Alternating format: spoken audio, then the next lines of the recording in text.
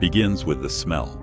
Old wood, damp earth, something metallic, something wrong. The neighbors had been whispering for weeks. They'd seen him, always dressed in black, collar up, hat low, slipping between alleyways when he thought no one was looking. But someone was looking, and someone would soon learn. There's more than one kind of darkness in a man's soul. This is what you weren't told. The man kept to himself. He rented a single room above a shop, paid in cash, asked no questions, answered fewer. The shopkeeper remembered his eyes, sharp, darting, as if cataloging every detail in the room, and his hands, pale, almost delicate, but calloused at the tips. No one knew where he came from. No one knew why he was here. They only knew that wherever he went, conversation died. It started small, a missing dog, a broken lock on the back door of the grocer's, coins gone from a church collection box, then something worse. A young woman didn't come home. Her parents searched. The neighbors searched. The constable searched. Days later, they found her in the woods outside town. The scene was so brutal that the details were whispered, never written. People remembered the man in black. They remembered how he'd watched her in the market, and they began to watch him.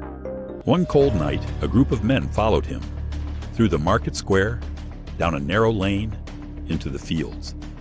They said he moved quickly, as if he knew the way by heart. They said he carried something in a sack. They said when he reached the tree line, he began to dig. The men stepped forward.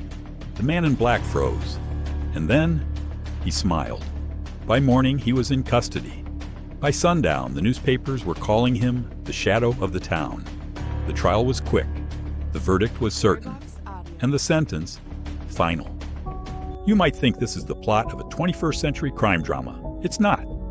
It happened in 1846 in a small American town whose name is now barely remembered.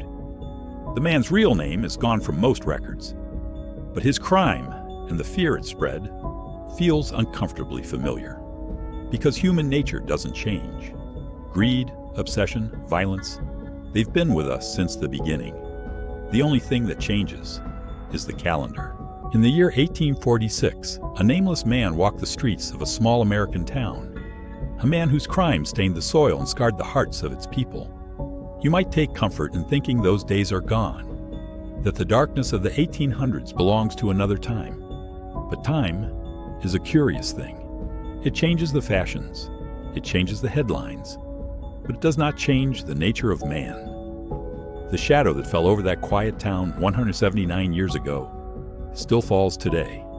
It just hides behind a different face, on a different street, in a different year. And if you listen closely, you'll hear it breathing just outside your door. This was What You Weren't Told. If this story made you think twice about the good old days, hit like, subscribe, and share this episode. Because the past isn't as distant as it seems. And the shadows we fear today have been here for centuries. This was What You Weren't Told. And remember, history's darkest corners are never truly empty. Why? Oh, belts? Well,